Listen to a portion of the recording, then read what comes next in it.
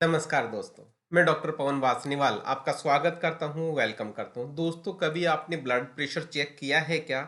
यदि आपने blood pressure check किया है तो आपको शायद पता होगा कि blood pressure normal blood pressure कितना होता है या ज़्यादा ब्लड प्रेशर कितना होता है। ब्लड प्रेशर ज़्यादा आ जाता है तो उससे रिलेटेड कितनी क्रिटिकल प्रॉब्लम्स आने लग जाती है। मैंने एक वीडियो पहले से बना रखा है, इस पे आप ज़रूर देखिएगा। और आज अपन बात करने वाले हैं कि इस ब्लड प्रेशर में आपको क्यों हुआ या क्या कारण हुआ या हाइपरटेंशन आपको क्यों हुआ। मतलब हम इस सारे के सारे कारण जानना चाहेंगे, उनके क्या रीजन रहे वो मैं डिस्कस करना चाहूंगा। इसका मतलब ये हुआ कि हाइपरटेंशन से रिलेटेड मैं आपको संपूर्ण जानकारी देने वाला हूँ। मतलब नॉर्मल बीपी कितना होता है, हाइपरटेंशन कब होता है, इसके कौन कौन से कारण होते हैं, इसके कौन से टेस्ट करवाने चाहिए, आपको कौन सी सावधानी रखनी चाहिए और आपको क्या खाना चाहिए। इन सभी बातों का मैं विस्तृत जानकारी देने वाला हूं।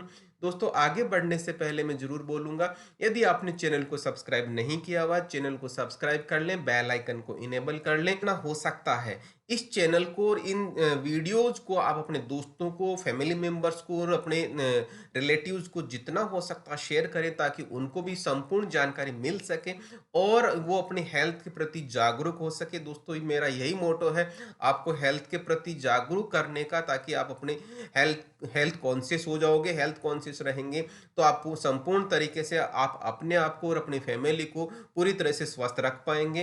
तो सबसे पहले बात करते हैं दोस्तों, इसमें ये हाइपरटेंशन या नॉर्मल बीपी होता क्या है।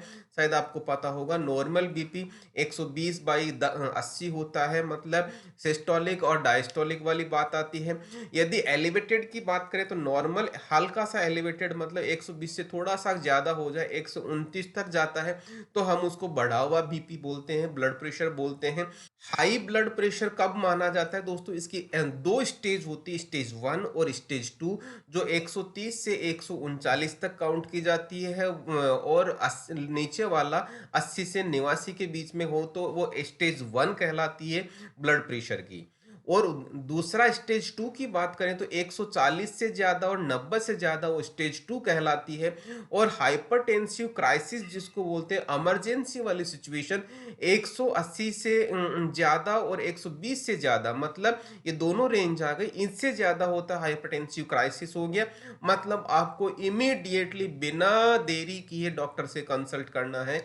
ये हो गई दोस्तों ब्लड प्रेशर की अलग अलग स्टेजेस जो आपको ध्यान रखनी चाहिए कि ये हाइपरटेंशन क्यों हुआ या क्या कारण है या हम इनको किस तरीके से बच सकते हैं। तो सबसे पहला कारण आता है, यदि आप स्मोकिंग करते हैं तो आपको हाइपरटेंशन हो सकता है। उसी तरह से आप ओबेज पर्सन है, मतलब आप मोटापा है या ओवरवेट है, नॉर्मल जो वेट होना चाहिए उस वेट से ज्यादा आपका वेट है तो आपको हाइपरटेंशन हो सकता है।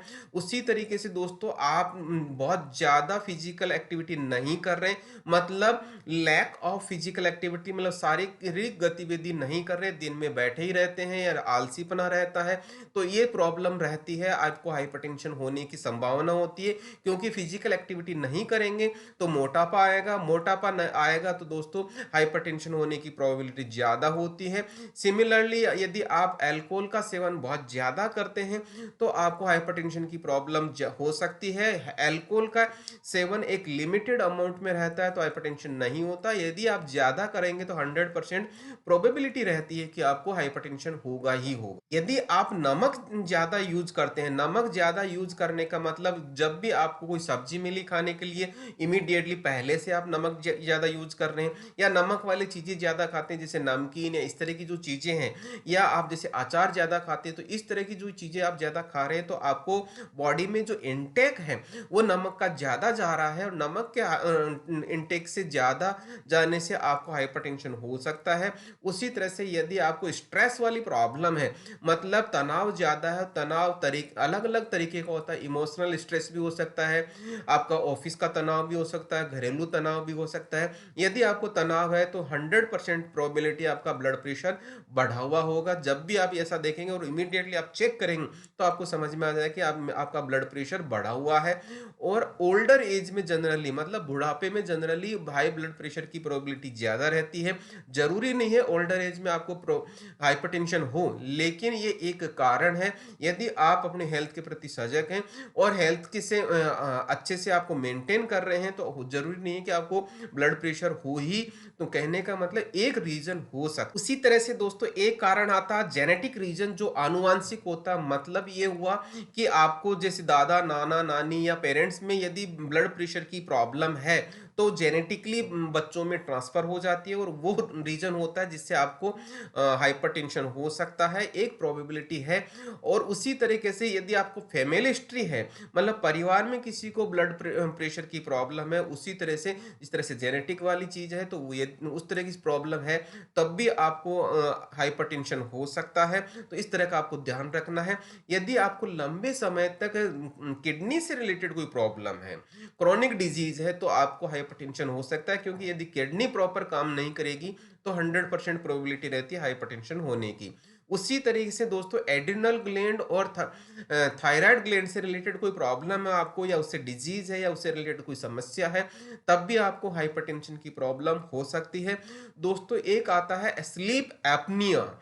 इसमें क्या होता है, आपको रात को सोते सोते ही सांस आपकी रुक जाती है, जिसको हिंदी में नींद अस्वस्थन बोलते हैं। मतलब आपका सांस रुक गई, उस टाइम पर भी आपका हाइपरटेंशन की प्रॉब्लम हो सकती है। यदि आप गर्भवती माँ है या प्रेगनेंसी की सिचुएशन में है, तो ऐसी सिचुएशन में जनरली ब्लड प्रेशर बढ़ जाता है।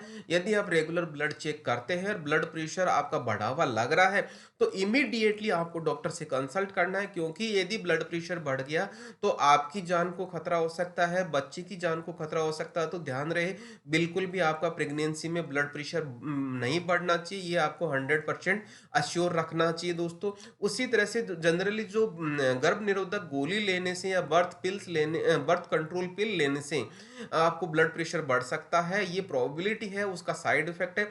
जरूरी नहीं है सब में ये बढ़े, तो ये एक कारण हो सकता है। हाइपरटेंशन को पता करने के लिए जनरली कौन कौन से टेस्ट किए जाते हैं, अब अपन बात करते हैं उन्हीं की, मतलब डायग्नोस्टिक टेस्ट की बात कर रहे हैं। तो आप रोजाना ब्लड प्रेशर नाप सकते हैं, जिससे आप एक चार्ट बनाएं। चार्ट बना के आप डॉक्टर से मिलेंगे, तो उन डॉक्टर को दवा देने में बड़ा आसान रहता है और डायग्नोसिस करने में बड़ा आसान रहता है। सारी चीज डिस्कस करेंगे तो आसान रहता है। आप लैब टेस्ट भी करवा सकते हैं, जैसे आपका यूरिन एनालिसिस और ब्लड टेस्ट, जिसमें ब्लड टेस्ट में भी स्पेशली लिपिड प्रोफाइल आप करवाएंगे, मतलब जिसमें कोलेस्ट्रॉल को जांचा जाता है, उसमें आप समझ सकते हैं। उसी तरह से ईसीजी, जिसको इलेक्ट्रोकार्डियोग्राम बोलते हैं, उसका टेस्ट करवा सकते हैं। इको कार्डियोग्राम में भी करवा सकते हैं, मतलब 2D इको या 3D इको भी करवा सकते हैं। तो ये सारे के सारे टेस्ट होते हैं जनरली जो हार्ट से रिलेटेड होते हैं। यदि आपको इमीडिएटली कुछ अनसर्टेनिटी लगती है या कुछ हार्ट से रिलेटेड प्रॉब्लम आती है, तो इमीडिएटली आपको ईसीजी जरूर करवा लेना चाहिए, ताकि आपको उससे पता लग जाता है लगभग लगभग कि आपको हार्ट की कौन सी सिचुएशन है। तो हाइपरटेंशन की सिचुएशन में आपको कौन से उपाय करने चाहिए या आपको कौन सी चीजें खानी चाहिए जिससे आपका कोलेस्ट्रॉल लेवल और ब्लड प्रेशर या हाइपरटेंशन कम रहे, वो चीज मैं आपको बताता हूं। तो इसका मतलब मैं कुछ घरेलू उपाय बताने वाला हूं। जैसा ऐसा आपको खाना है, हेल्दी खाना खाना, ईट हेल्दी फूड, जिसको हम क्या बोलते हैं, एक चीज बोलते हैं, इसका मतलब होता है dietary approaches to stop hypertension. मतलब खाने में हम ऐसा क्या लें जिससे आपका हाइपरटेंशन या ब्लड प्रेशर धीरे धीरे कम हो जाए। तो दोस्तों आपको दलिया, जैसे गेहूं का दलिया, बीन्स वाली सब्जी, या यूं कहूंगा जो अनाज है, वो अनाज मोटा अनाज वाला खाएं, ताकि आपको ब्लड प्रेशर डाउन रहेगा, कम रहेगा। तो आपको लो फैट डेयरी प्रोडक्ट लेना, ऐसे प्रोडक्ट लेना जिसमें फैट या जो घी की मात्रा है वो कम हो। वो भी एक डायरेक्ट अप्रोच रहता है आपका ब्लड प्रेशर को कम करने के लिए। उसी तरह से आपको ऐसा फूड खाना है जिसमें पोटेशियम ज्यादा हो और सोडियम कम हो। ऐसी सिचुएशन में आपका हाइपरटेंशन कम होता है, ब्लड प्रेशर कम होता है। जैसा कि एवोकेडो, नारियल पानी होता है, पालक होता है, तरबूज होता है, बीन्स होती है, टमाटर होते हैं, आलू होता है, आलू के जो ऊपर वाला छिलका स्पेशली मैं उसकी बात करूंगा, सलजम होता है, हरी सब्जी होता है और शकरकंद होता है। इन सभी में दोस्तों पोटेशियम की मात्रा प्रचुर होती है और ये पोटेशियम यदि ज़्यादा जाएगा आपकी बॉडी में तो आपको ब्लड प्रेशर की प्रोबेबिलिटी कम हो जाएगी और ये चीज़ आपको करेंगे, इसका इफ़ेक्ट भी आपको इमीडिएटली नहीं मिलेगा, इसका लॉन्ग इफ़ेक्ट आता है। काफ़ी दिनों तक आप रेगुलर खाएँगे तब आपको इसका ब्लड प्रेशर का इफ़ेक्ट देखने को मिलेगा। खाने में आप और क्या ले सकते हैं, आप अंडे ले सकते हैं, मछली वाला पार्ट ले सकते हैं, मछली ले सकते हैं यदि आप, और उसी तरह से आपको कौन-सी चीज़ नहीं खानी, मतलब आपको फूड में सॉल्ट इंटेक कम करना है, नमक कम करना है, इसका मतलब मठरी, नमकीन, चिप्स ये आपको नहीं खाने हैं क्योंकि इनमें जनरली नमक की क्वांटिटी ज़्यादा होती है। उसी तरह से अचार यदि आपको पता हो तो अचार में भी नमक बहुत ज़्यादा डाला जाता है, तो अचार भी आप अवॉइड करें। और बट वो भी ऐसा अचार में क्या होता है, घी तेल ज़्यादा डाला जाता है तो वो कोलेस्ट्रॉल भी बढ़ाएगा और नमक भी ज़्यादा जाएगा, तो इसका मतलब आपको अचार बिल्कुल नहीं खाना। सिमिलरली दोस्तों डिब्बा बंद जो सूप्स होते हैं वो आपको नहीं खाने चाहिए। हालाँकि जो मैंने आपको यहाँ पे सूप की जो फ़ोटो दिखा रहा हूँ उसके अगेंस्ट में कभी भी नहीं बोल रहा और ना बोलूँगा, लेकिन हाइपरटेंशन पेशेंट्स को ये चीज़ नहीं खानी चाहिए क्योंकि इसमें नमक जनरली ज़्यादा होता है और वो हाइपरटेंशन पेशेंट को प्रॉब्लम क्रिएट करता ही करता है। आपको अपना वेट कम करना चाहिए, अपने वेट को ध्यान में रखने, अपने शरीर के वजन को कम करना है तो प्रॉपर ऐसी डाइट लें, अपने वेट को कंट्रोल करें ताकि आपका ब्लड प्रेशर डाउन रहे या नॉर्मल सिचुएशन में आ जाए। उसी तरह से दोस्तों आपको उस एक्टिविटी करनी है, कौन सी एक्टिविटी करनी है, मतलब फिजिकल एक्टिविटी करनी है, हाथ पैरों को हिलाना है, तो आप कम से कम 60 मिनट तक दिन में आप कुछ वॉकिंग करें, चलें, या आप नियमित व्यायाम करें या कुछ एरोबिक्स वगैरह भी कर सकते हैं, डांसिंग भी कर सकते हैं। वो आप पे डिपेंड है कि आपको अपनी फिजिकल एक्टिविटी कैसे बढ़ानी है। आप घर में गार्डनिंग भी कर सकते हैं, मतलब बगीचे में काम कर सकते हैं, घूम सकते हैं। ऐसी सिचुएशन ज़रूर क्रिएट करें ताकि अपने आप को टाइम मिले और आपको फिजिकल एक्टिविटी करने का मौका मिलेगा, तो 100% आपका ब्लड प्रेशर डाउन जाएगा ही जाएगा, उससे आपका तनाव भी कम होगा। मतलब उसी तरह से यदि आप शराब पी रहे हैं, ज़्यादा पी रहे हैं, तो अपने शराब को कम कर दीजिए या शराब ना पिएँ तो और भी अच्छा होगा क्योंकि ये ब्लड प्रेशर को ज़्यादा बढ़ाता है और आपसे नहीं पिएँगे तो आपका कंट्रोल कंडीशन में रहेगा। यदि स्मोकिंग करते हैं तो स्मोकिंग भी आप छोड़ दीजिए क्योंकि स्मोकिंग की वजह से भी आपका ब्लड प्रेशर बढ़ता है, जैसा मैंने आपको बताया था। और आप मेडिटेशन करें जिससे आपका ध्यान उसको मतलब बोलते हैं कि आपको ध्यान करें, जिससे आपको फ़ायदा क्या होगा, आपका तनाव दूर होगा, मतलब स्ट्रेस कम हो जाएगा, आपकी बॉडी रिलैक्स हो जाएगी और यदि ऐसी सिचुएशन आएगी तो आपका ब्लड प्रेशर ऑटोमेटिक ही डाउन की तरफ जाएगा। डाउन का मतलब है वो आपका मेंटेन रहेगा, यदि ऊपर की तरफ है तो नीचे की तरफ आ जाएगा, मतलब आपका ब्लड प्रेशर मेंटेन रहेगा जिससे आपको बड़ा रिलैक्स होगा, आप स्वस्थ रहेंगे, खुश रहेंगे। दोस्तों ये इसमें आपको ज़रूर बोलूँगा, हाइपरटेंशन यदि आपको प्रॉब्लम में है तो आप प्रॉपर डायग्नोस करा के अपने डॉक्टर से प्रॉपर ट्रीटमेंट लें और डॉक्टर की सलाह से ही आपको प्रॉपर दवाई लें ताकि आपको कोई प्रॉब्लम नहीं हो। दोस्तों ये हाइपरटेंशन से रिलेटेड, हाई बीपी से रिलेटेड मैंने जो आपको जानकारी दी है, आपको कैसी लगी कमेंट सेक्शन में कमेंट जरूर कीजिएगा। आपको कौन सी जानकारी चाहिए उसके बारे में मुझे कमेंट करके पूछ सकते हैं दोस्तों। लास्ट में आपसे यही बोलूंगा, कोई भी दवा लेने से पहले डॉक्टर की सलाह जरूर कर ले और उचित फार्मासिस्ट वाली शॉप से ही आपको दवा खरीदनी है ताकि आपको कोई प्रॉब्लम नहीं हो और पूरी जानकारी मिले उस दवा के बारे में। दोस्तों अभी भी चैनल को सब्सक्राइब नहीं किया हुआ तो चैनल को सब्सक्राइब कर लें, बेल आइकन को इनेबल कर लें और कमेंट सेक्शन में कमेंट जरूर कीजिएगा। अपने दोस्तों को, रिलेटिव्स को, फैमिली मेंबर्स को इस वीडियो को जरूर शेयर कीजिएगा ताकि उनको भी पूरी इन्फॉर्मेशन मिले। और यदि आपको काम अच्छा लगता और आप सपोर्ट करना चाहते तो थैंक्स का बटन दबाना ना भूले। इसी के साथ मैं आपको बहुत बहुत धन्यवाद देता हूँ। Thank you once again.